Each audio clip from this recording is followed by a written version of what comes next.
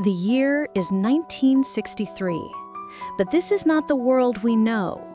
The great struggle of the 1940s ended differently. Imagine a pivotal moment. Operation Sea Lion succeeded, crippling the British Isles before American intervention could fully mobilize.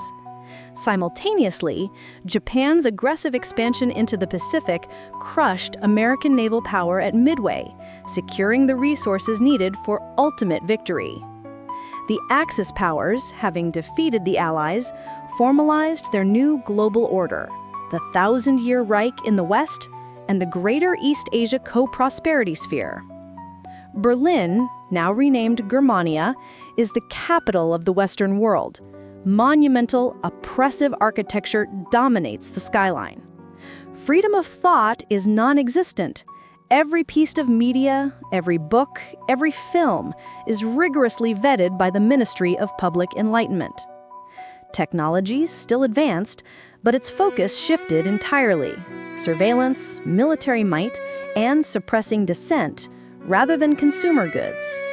The population lives under constant fear of the Gestapo, whose presence is felt everywhere, even in the smallest towns.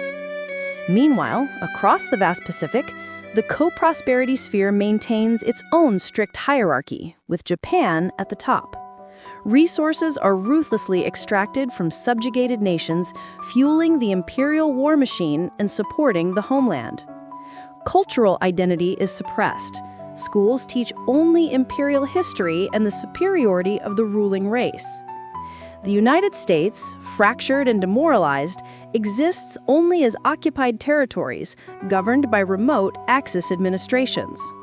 The former Soviet Union is a desolate wasteland, its people scattered or absorbed into forced labor camps for the Reich.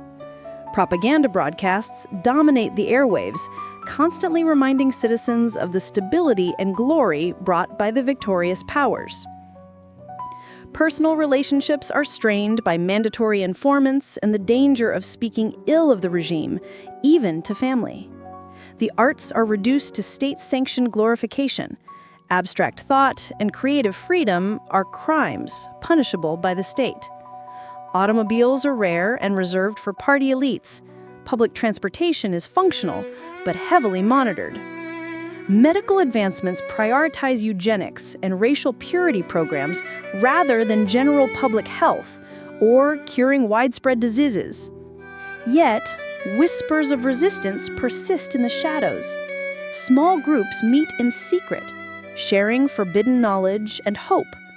Defiant acts like graffiti of banned symbols or sharing Samizdat literature offer brief, dangerous moments of defiance.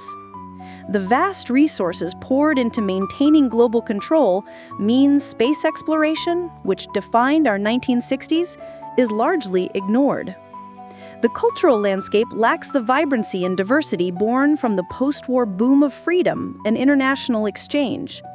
We reflect on the millions of lives lost, not only in the war itself, but in the genocides and purges that followed the victory.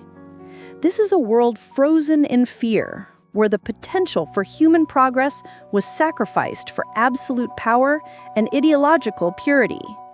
But even in the darkest timeline, the spirit of humanity, the longing for true freedom, can never be completely extinguished.